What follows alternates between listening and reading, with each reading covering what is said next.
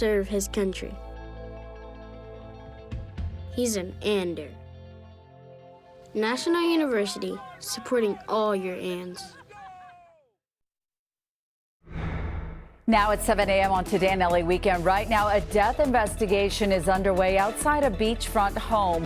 How officers found the victim and a series of events that followed and led to an hours-long scene. Plus, the glitz, the glam, the red carpet. Tonight is the 98th Academy Awards.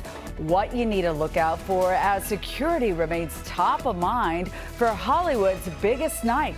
And this morning, you need to look out for a little extra fog. We've got some lower visibility in some spots, followed by the big warm-up. We're going to be tracking the heat coming your way this week, coming up this morning.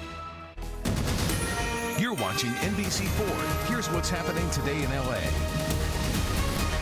Good morning, everyone. What a beautiful sunrise as we look live over Mount Wilson. It is Sunday, March 15th. Thank you for waking up with us. I'm Michelle Vyas here with meteorologist Kelly Moody, who's going to talk about the heat wave. But first, one day at a time. Let's talk about the current temperatures and the fog we're waking up to. Yeah, we've got a little bit of extra fog out there, some reduced visibility in a few spots. I've been keeping a close eye on some areas of Ventura County where we've been seeing some lower visibility. That's been ranging between a mile and a quarter. So let's go ahead and take a look at some of those numbers right now. You can see that we're even down now to 3/4 of a mile in Oxnard. I've been watching varying visibility for spots like Corona this morning where we've had some dropping numbers. Areas around downtown throughout the Los Angeles basin, it's been a little give and take. It seems pretty good down at the surface, but you can see those low clouds are continuing to roll through our area. That's making for a little bit of a cooler morning with temperatures hanging out in the mid to upper 50s with some cloudy skies. These gloomy conditions could almost make you forget what is coming our way. And it is going to be the exact opposite. We've got a heat advisory that has already been issued for tomorrow, starting at 10 a.m., stays with us until 8 p.m. This one's pretty familiar. It's what we were working with all last week to account for our temperatures soaring up into those mid to upper 80s, low 90s. But then those temperatures could get even warmer, which is why we still got that extreme heat watch that kicks into gear right as that heat advisory ends. What this means for us is that the National Weather Service will be evaluating the situation as we go to determine whether this extreme heat watch needs to be elevated to an excessive heat warning. And that could be the earliest one that we've seen, at least in the last 20 years that they've seen records. So we'll continue to monitor that. Meanwhile, we are staying out of record watch for today with temperatures warming to the mid 80s for most, low 90s expected for your Monday. That could break records for spots like downtown Los Angeles. And then we get even warmer as we look ahead toward your Tuesday and Wednesday, reaching up to the upper 90s, possibly even triple digits for some. We'll talk about who coming up, Michelle. All right, we'll see you soon, Kelly. Thank you so much. And in downtown LA overnight, one person has died after this fiery multi-vehicle crash on the 110. Some incredible video here. This happened just before 2 in the morning near 3rd Street. You can see one car flipped and caught on fire, sending plumes of smoke into the air. Drivers there just feet away while those firefighters work to put this out. NBC4, the CHP tells NBC4 another person was taken to the hospital. Cars were being diverted off the road. The flames, thank goodness, were quickly put out. Still not clear as to what caused this crash.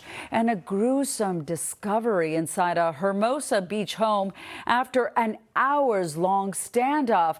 This was the scene outside the beachfront property yesterday, and we know one woman has been detained after a man was found dead inside. Let's go to NBC4's Annette Ariola live in Hermosa Beach this morning. Annette, good morning. Do we know the connection between the two?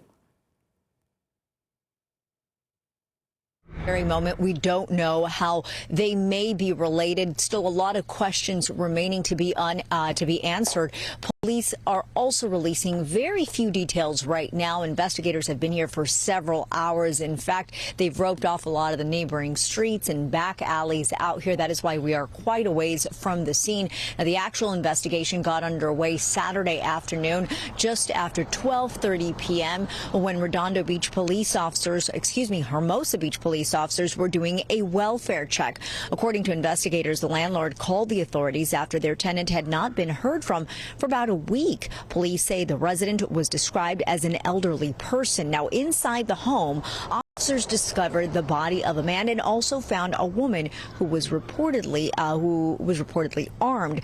Now, she apparently barricaded herself inside the residence. SWAT units were called out. They were here for roughly 7 hours, speaking to the woman, attempting to get her trying to get her to come out. And it was just before 8 p.m. Saturday night that she was taken into custody and detained. Now, right now, it's unknown whether any charges will be filed or if she is being considered a suspect in this investigation, but we do want to make sure that detectives do tell us, and we are letting you know that they do consider this a homicide, and that is why now the LA County Sheriff's Department is taking over the investigation. That is the very latest. Reporting live, I'm Annette Arriola for Today in LA. Annette, thank you.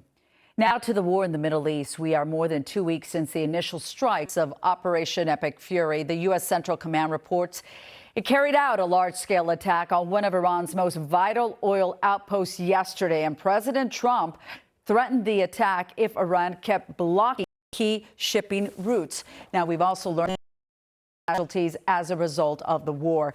The Department of War has announced the names of the 6 Air Force airmen who were killed when their refueling plane crashed Thursday in Iraq.